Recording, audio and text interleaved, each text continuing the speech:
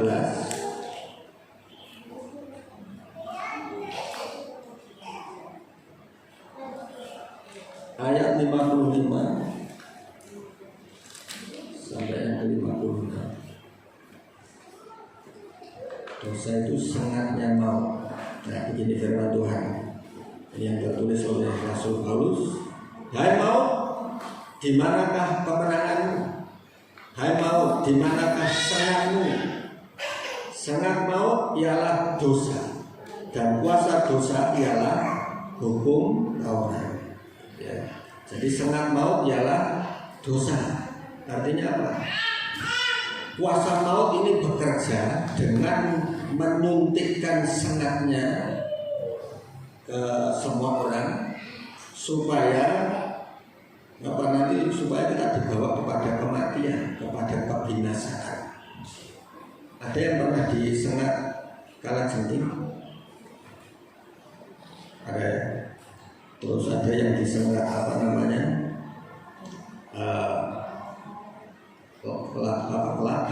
ya kan?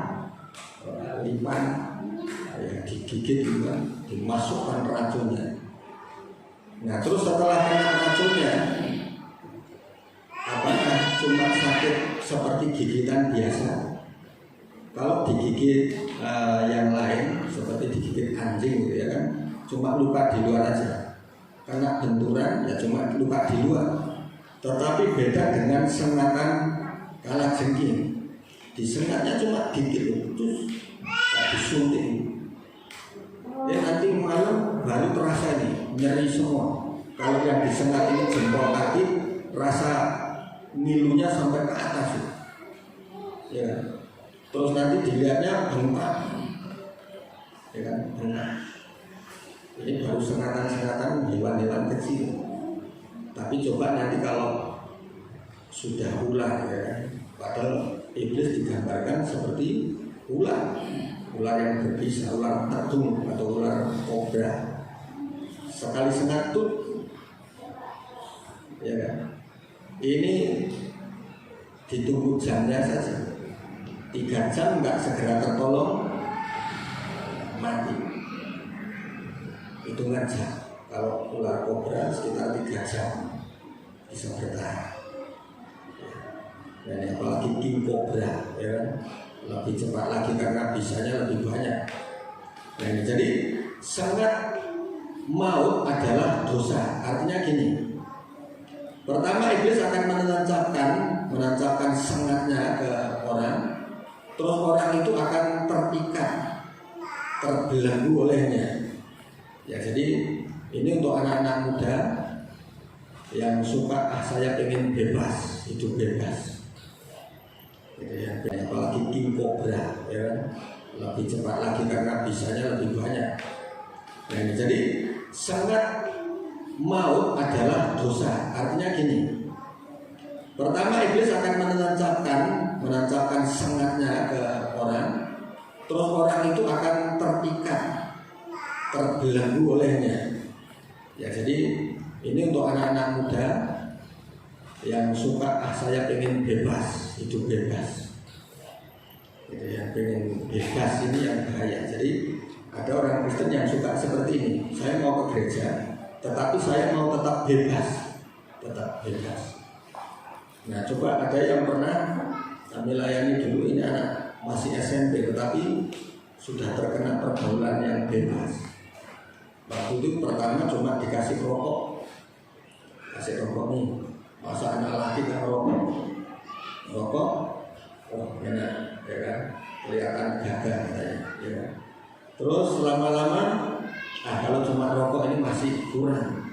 Coba ini dikasih kelintingan, suruh langsung fly, ya kan, keliang gitu. Nah, terus lama-lama ketagihan. Tahu nggak, kalau orang lagi sakau itu sangat menderita. Terus ada orang yang butuh seringkali didoping. Kalau nggak minum itu bisa lemas badannya, loyo, ya kan? Terus kalau ada orang yang terikat oleh minuman keras, nggak minum sehari saja ini badan gemetaran. Ya. Yang pertama rokok, saya dulu juga perokok berat. Bagaimana saya bisa lepas ini karena kasih karunia saja ya. Jadi dulu yang awal dikasih rokok itu bentul, tahu rokok bentul yang biru. Ya. Nah pertama bentul itu ternyata kayak ada narkobanya itu sedikit. Pas rokok pertama diajak kerja bakti langsung tiang-tiang kepala kok muter-muter ini. Apalagi belum sarapan ini ya kan. Karena itu langsung kepala langsung pusing. Awalnya pusing-pusing, besoknya pengen lagi, kecanduan. Nah, jadi iblis ini cara masuknya dengan sesuatu yang enak. Kalau langsung kelihatan itu orang tinggi besar bertaring, semua badan berbulu, saya kira lari semua ya kan. Tetapi kalau masuknya dengan cara yang halus, nah ini, orang nggak akan terasa. Ya dengan cara-cara yang enak. Makanya lagunya Roma Irama itu mengapa semua yang enak itu yang dilarang. Ya kan? Semua yang asik-asik itu diharamkan katanya. Nah itu memang benar. Jadi apa yang kelihatan enak-enak bagi dunia maksudnya itu yang dilarang. Yang kelihatannya asik-asik dugem duduk terus sambil minum itu diharamkan. Ya. Nah, ini. Jadi cara masuknya iblis untuk menguasai kita dengan menancapkan sengat maut itu ditancapkan ke kita, sehingga kita mulai terikat.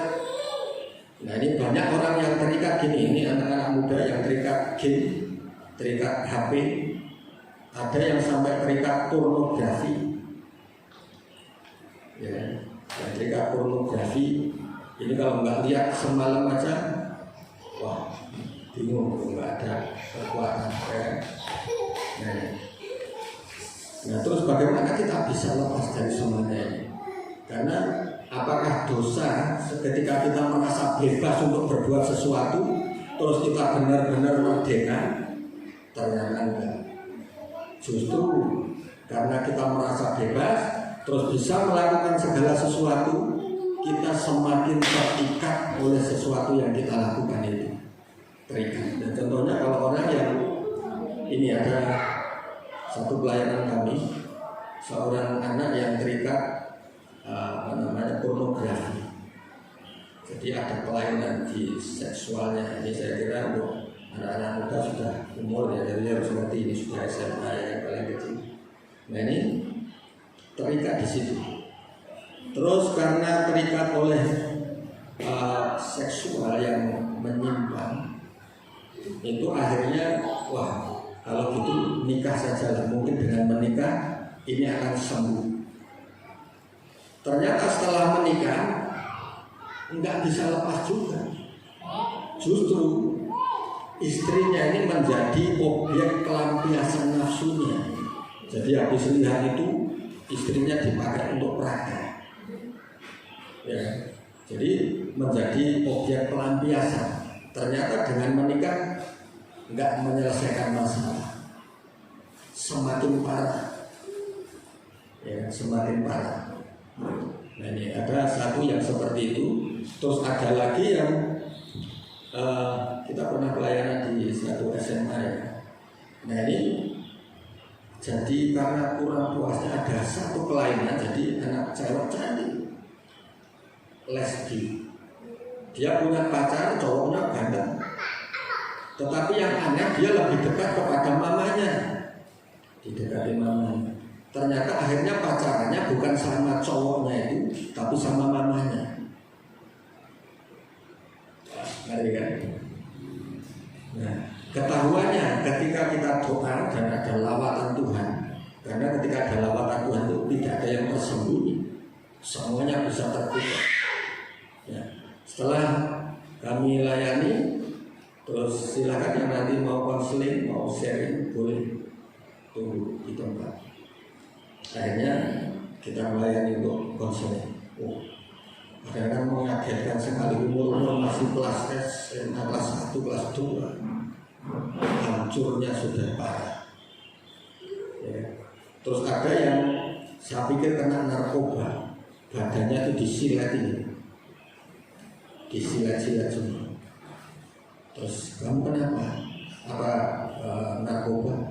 Oh enggak Pak, saya lupa semuanya bukan karena narkoba. Biasanya kalau orang kena narkoba begitu sako, tidak ada obat itu digores itu, diminum darahnya katanya sama seperti kecanduan. Ternyata bukan. Ini adalah pelampiasan karena di rumahnya sering disakiti, menjadi pelampiasan orang tuanya untuk melampiaskan kekesalannya. Seringkali dipukuli, dimarahi, dan sakit hati.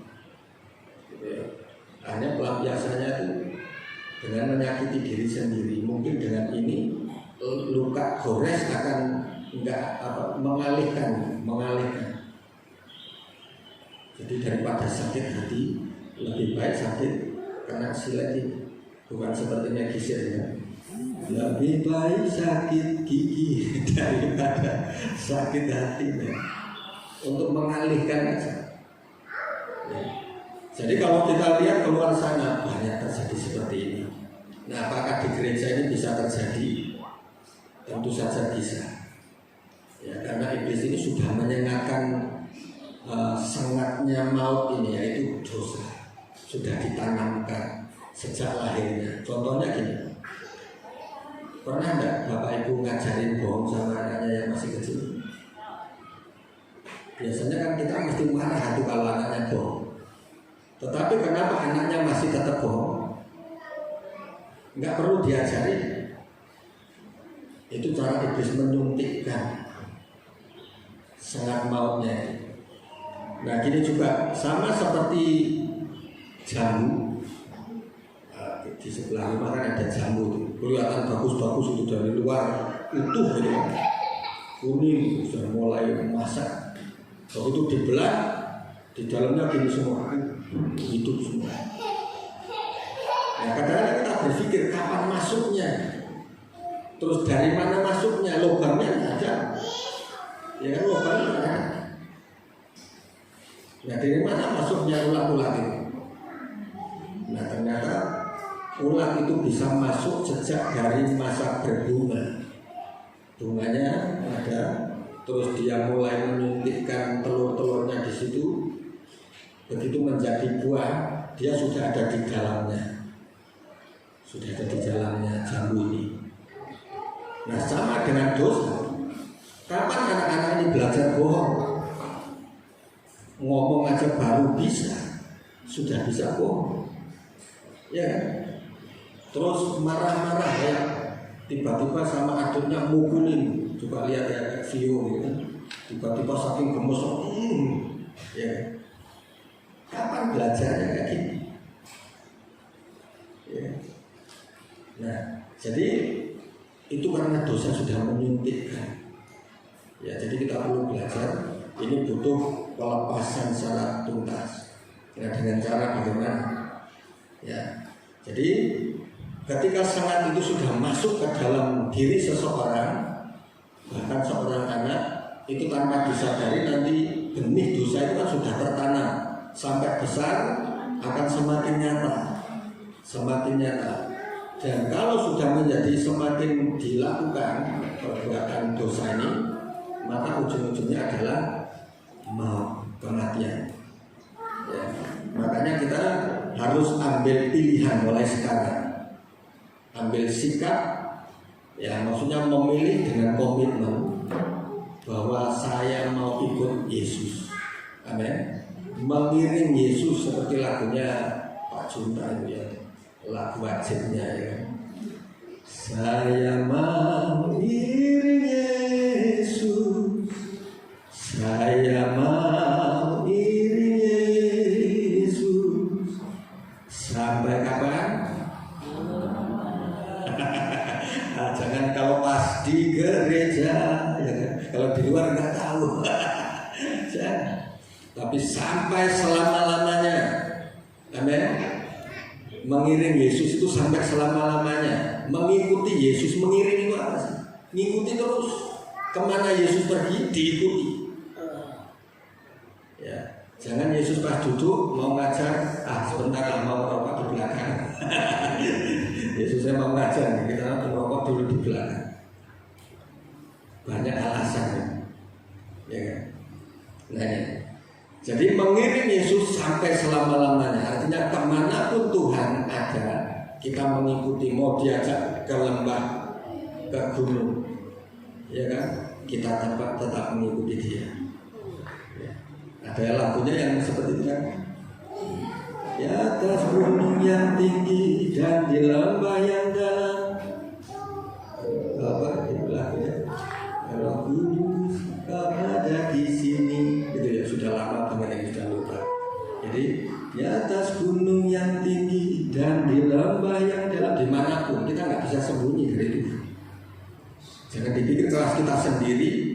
Ya seperti kesaksiannya Pak Sembiring yang masih merokok waktu Bu Sembiring nggak ada. Benny, kamu kesana Benny. Ya, saya mau merokok dulu. Tuhan tetap tahu, matanya tetap memandang kepada kita, tetap tahu. Amin.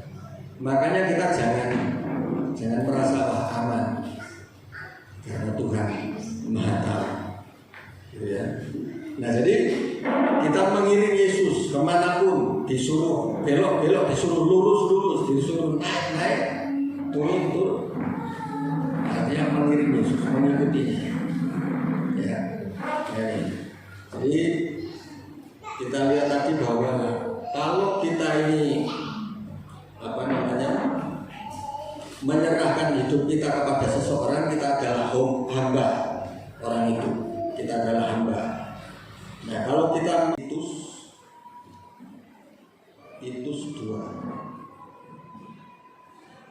ya, Titus 2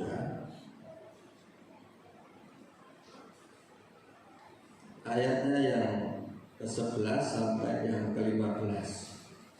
Kasih karunia Allah menyelamatkan semua manusia, ya, judulnya Titus 2 ayat 11 sampai yang ke-15.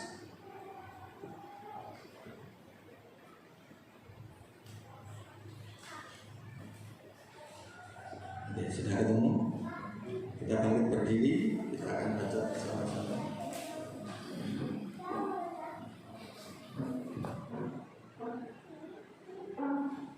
Oke, 1, 2, 3.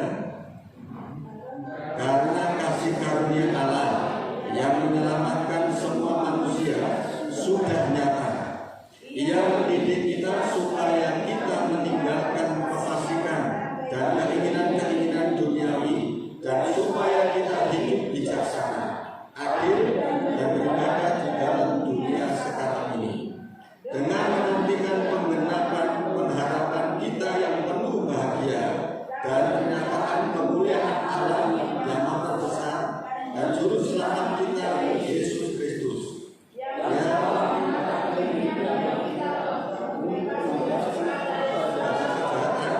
dan untuk menguduskan bagi dirinya suatu umat kepunyaannya sendiri yang rajin berbuat baik. Beritakanlah semuanya itu, nasihatkan dan yakinkanlah orang dengan segala kewibawaan. Janganlah ada orang yang menganggap engkau rendah. Amin. Silakan duduk ya. Jadi kenapa kita harus hidup kudus? Kenapa kita harus menjaga kekudusan, kesucian kita? Nah ini, jadi bukan berdasarkan hukum yang tertulis. Kalau berdasarkan hukum itu segala sesuatu yang kita lakukan jadi berat. Nah, jadi berat, seperti melakukan hukum Taurat itu sangat berat. Tetapi di sini ayat 11 dikatakan karena kasih karunia Allah. Amin. Karena kasih karunia kita dimampukan. Ya. Jadi untuk melakukan semua firman Tuhan itu berdasarkan kasih karunia. Ya, kalau dengan kekuatan kita sendiri, dengan berdasarkan hukum yang tertulis atau hukum Taurat, ini manusia tidak ada yang mampu untuk hidup kudus. Karena ada 10 hukum Yang 9 dilakukan semua tetapi satu saja dilanggar, yang 9 itu gagal. Ya kan? Jadi sangat berat. Tetapi oleh kasih karunia, ya, kasih karunia Allah. Nah, kenapa Tuhan sendiri mau turun ke dunia terus untuk menyelamatkan kita? Kalau di Yohanes dikatakan karena begitu besar kasih Allah akan dunia ini sehingga ia mengaruniakan anaknya yang tunggal supaya setiap orang yang percaya tidak binasa melainkan beroleh hidup yang kekal. Jadi karena kasih karunia, ya. Jadi karena kasihnya yang begitu besar. Artinya gini, Tuhan kalau menegur kita, memperingatkan kita, ini karena sangat besar kasihnya kepada kita. Amin. Nah, yang perlu kita tahu adalah perasaan Tuhan, pikiran hati Tuhan. Jadi kita melakukannya berdasarkan perasaannya Tuhan, gitu ya. Kalau berdasarkan melakukan hukum, lakukan adat itu sangat berat. Tetapi karena kita mengerti perasaannya, ya, karena gini, kita harus menguduskan diri, artinya tidak nyeleweng, tidak neko-neko. Ya. Ya, kalau orang setia kepada Tuhan, itu otomatis nanti kepada pasangan hidupnya juga akan setia. Amin. Kalau seseorang itu tahu menghargai Tuhan, menghormati Tuhan, maka orang itu juga pasti akan bisa menghargai pasangan hidupnya. Amin. Jadi kalau kita ini sangat menghargai Tuhan, itu pasti akan menghargai pasangan hidupnya, suami kepada istri, istri kepada suaminya, gitu ya. Jadi tidak mungkin kalau orang yang tidak takut akan Tuhan, ya, kalau tidak takut akan Tuhan, kok bisa baik? Ya itu memang berarti lahirnya memang dari bibit yang baik. Tinggal satu sentuhan saja masuk dalam kekudusan. Nah ini, saya pernah waktu itu ada anak rohani yang mau nikah, jadi tahu-tahu saya ajak pelayanan, itu kenalan cewek, diajak teman SMP-nya. Nah terus waktu itu terjadi hubungan, masih berpacaran, ternyata beda agama dari luar sana. Nah terus